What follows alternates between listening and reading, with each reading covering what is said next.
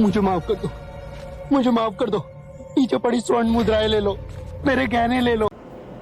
नमस्कार दोस्तों, ये एक कहानी है डाकू अंगुलीमाल की, जो लोगों को लूटता था, मारकर उसके हाथों की उंगलियां काटकर उनकी माला बनाकर अपने गले में पहनता था।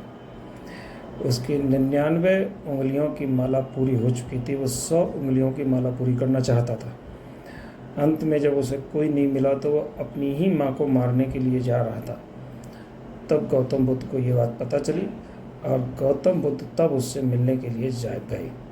और जब गौतम बुद्ध जंगल में मिलने गए तो देखिए फिर कैसे उसका हृदय परिवर्तन हो गया और वह डाकू अंगुलीमाल से भिक्षु अंगुलीमाल बनकर, ब्राह्मण बनकर मोक्ष प्राप्त किया था। तो आइए देखते ये कहानी। मुझे 100 कटी हुई उंगलियां की माला चाहिए। जिस दिन मेरे इस माला में 100 उंगलियां हो जाएगी, उस दिन मुझे सिद्धि प्राप्त होगी। मेरी शक्तियां प्रबल रूप लेगी और पूरी सृष्टि में विकसित होगी। कुछ भी रहम करो।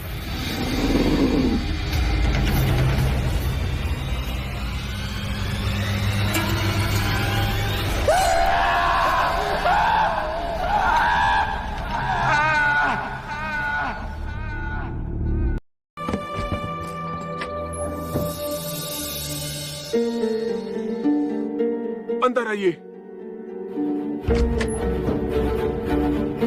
शाक्योमुनि, माफ करना, पर आप इस वक्त बाहर नहीं जा सकते।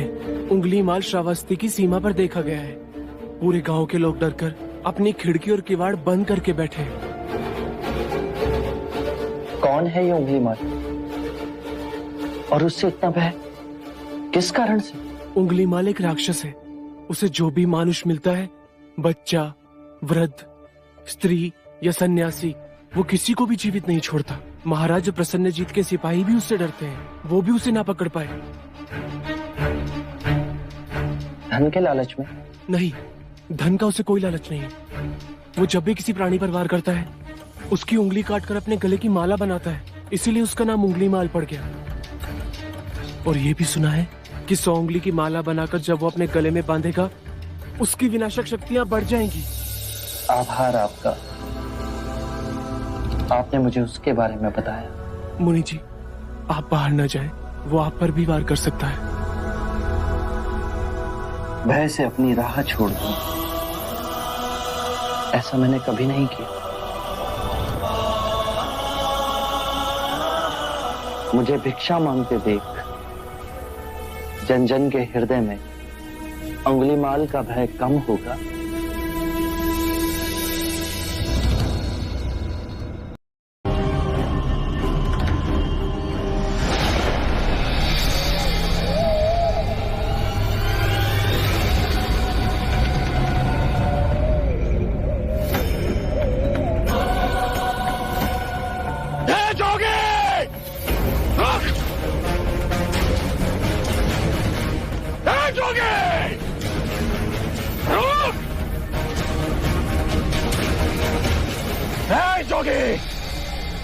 मेरे आदेश देने के बाद भी तू रुका क्यों नहीं?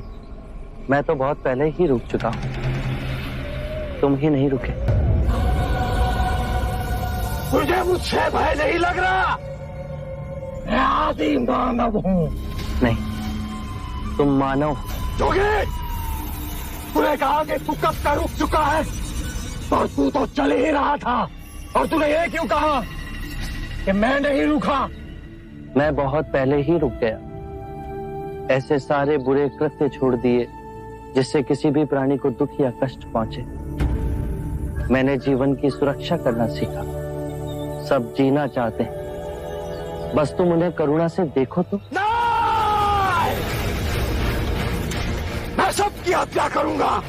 मानव में न प्रेम है, न करुणा है, सिर्फ छल और कपट है।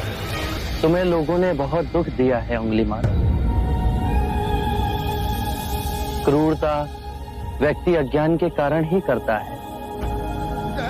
घृणा, द्वेष, ईर्ष्या, मोह, माया, ये सब अज्ञान की ही संतान है। और वो व्यक्ति ही है जिसमें दया, करुणा, सद्भाव, और समझ का उदय भी होता है। अंगुलीमाल, यदि इस जीवन में क्रूर और निष्ठुर लोग हैं तो दयावान भी हैं। बस अपनी आंखों से ये अंधेपन का पर्दा हटा के देखो।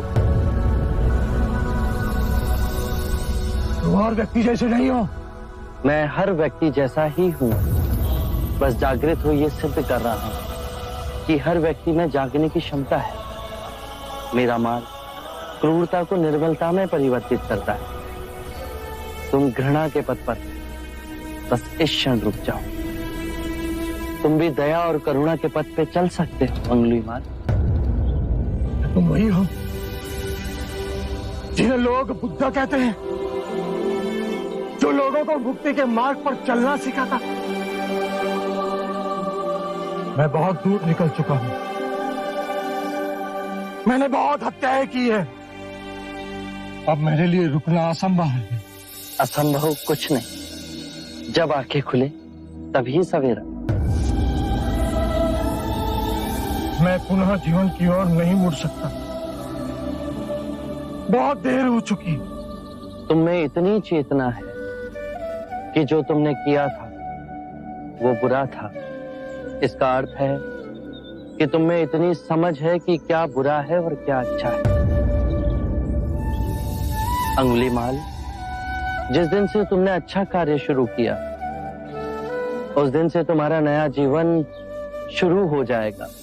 मैं कितने भी अच्छे कार्य करूं, लोग मुझे उसी दृष्टिकोण से देखेंगे और मुझे चैन से जीने नहीं देंगे। यदि तुमने हिंसा का मार्ग छोड़ा तो मैं तुम्हें मार्ग दिखलाऊंगा। तुम्हारा संरक्षण करूंगा। तुम्हें लोगों की घृणा से बचाऊंगा। बस पहला पग तुम्हें ही उठाना है। ये हो सकता है? अवश्य हो सकता है। तुम में असामान्य बुद्धि है अंगुलीमाल। तुम आत्मज्ञान के पथ पे बहुत आगे जाओगे।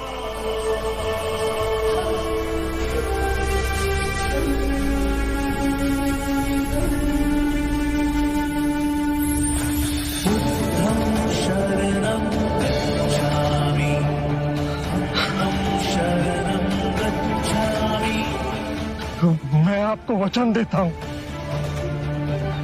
मैं सारे बुराई के रास्ते छोड़ दूंगा। आपके पीछे करुणा के पथ पर चलना सीखूंगा।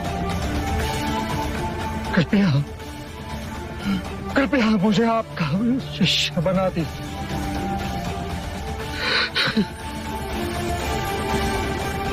मैं शिष्य नहीं बनाता। व्यक्ति स्वयं संग से जुड़ता है।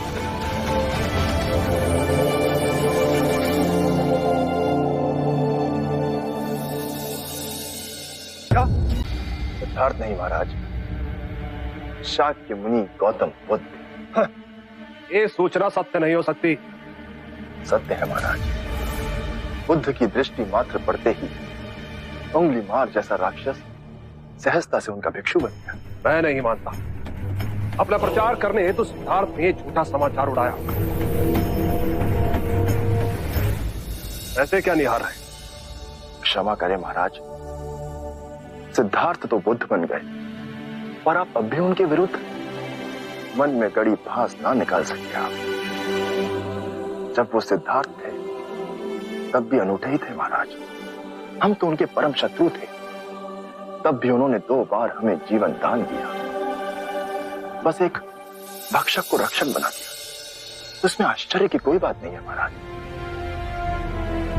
हमारे जीते जी एक व्यक्ति का इतना बड़ा रूपांतरण हुआ है। वो तत्व से बुद्ध बन गया। ये चमत्कार ही तो है महाराज। अंगुलीमाल का ये हृदय परिवर्तन जब तक हम स्वयं न देख लें विश्वास न होगा। सांप 100 रूप धर ले फिर भी वो डसता अवश्य है।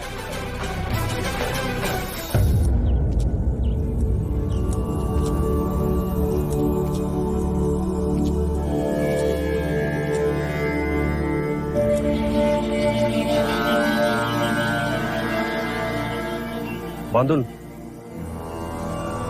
इतनी अधिक शांति की अनुभूति मुझे जैतवन में पहले कभी नहीं देखा।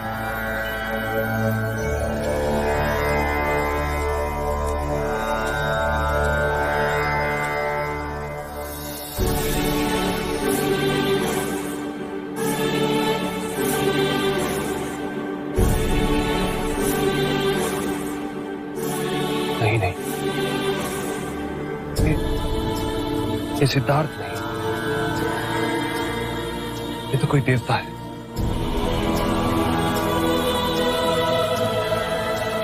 जिस प्रकार एक सर्प अपनी पुरानी केंचुली को छोड़ नई केंचुली धारण करता है, उसी प्रकार मनुष्य को भी अपने पुराने रूप को कई बार छोड़ नया रूप धारण करना पड़ता है।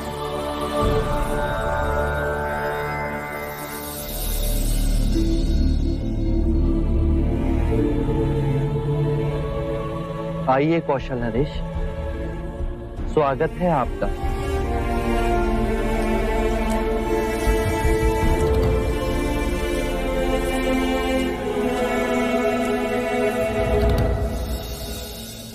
हम आपसे एक बात की पुष्टि करने आए।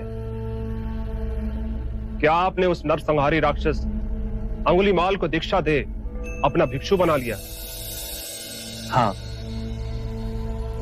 और अब वो मुक्ति के मार्ग पर चल पड़ा है। आप उचित समय पर आए हैं। और अंगुलीमाल? उसकी चर्चा हम बाद में करेंगे। पहले आप हमारे प्रिय भिक्षु की देशना सुन लीजिए। आओ अहिंसक।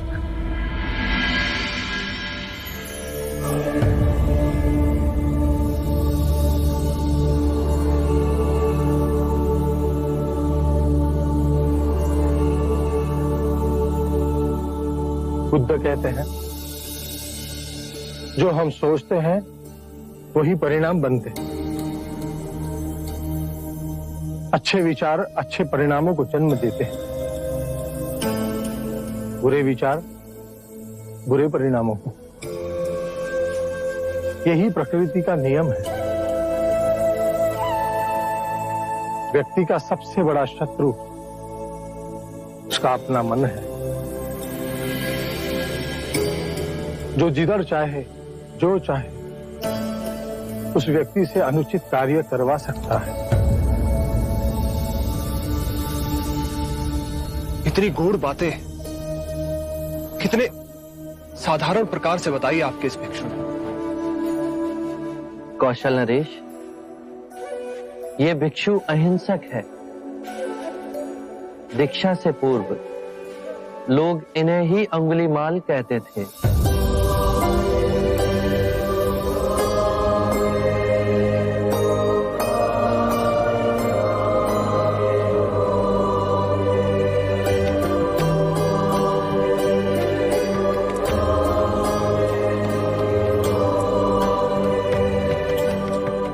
हमने आज तक सुना था कि एक हत्यारा साधु बन सकता है, पर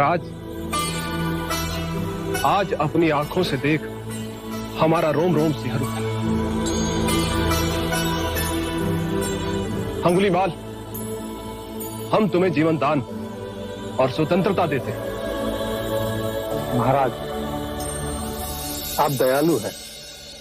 नहीं, दया और करुणा की मूर्ति तो स्वयं शाक्यमुनि गौतम बुद्ध। मानवता के इतिहास में अपराधियों को दंड दे उन्हें सुधारने का प्रयत्न तो किया गया, पर अपराधी के हृदय में ये क्रांति केवल गौतम बुद्ध ही ला सकते। आरंभ हो